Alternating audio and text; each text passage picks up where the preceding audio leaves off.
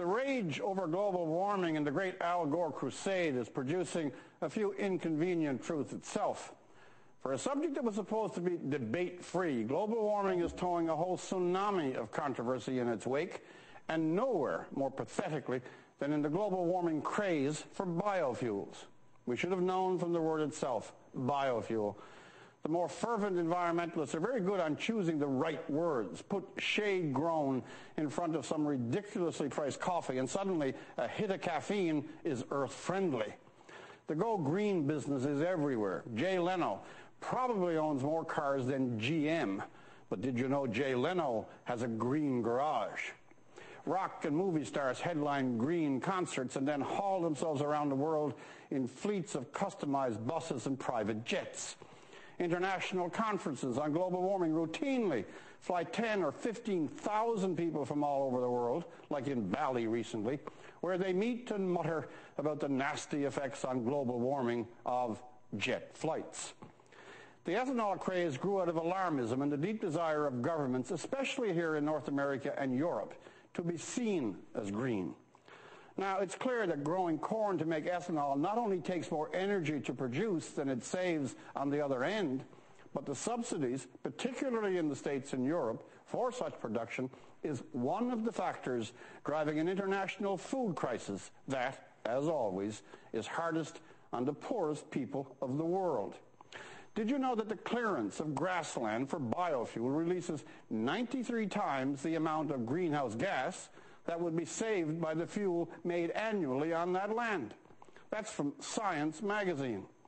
The European Environmental Agency has warned that the commitment to biofuels will lead to, I'm quoting here, the accelerated devastation of rainforests. The commitment to those noble Kyoto targets is leading to some strange results.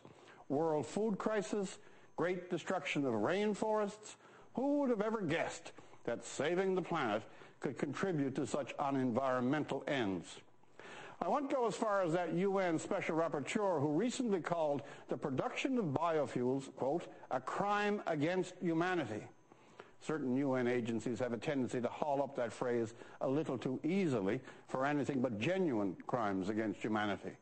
But in the US, in Britain, and here in Canada too, governments nudged or hectored by global warming hype and the constant cries that it's going to be too late signed on to yet another feel-good solution, and it turns out, A, not to work. The biofuels over their life add more CO2 than they save, and B, is driving up the cost and diminishing the stock of food for the world's poorest people. Don't listen when people tell you there's no debate, even if it's holy St. Al himself saying so. There are a million debates about global warming, and the biggest one of all is whether some of its solutions have the potential to make much greater problems, messing with the world economy in all its interdependence being one, than they are meant to solve.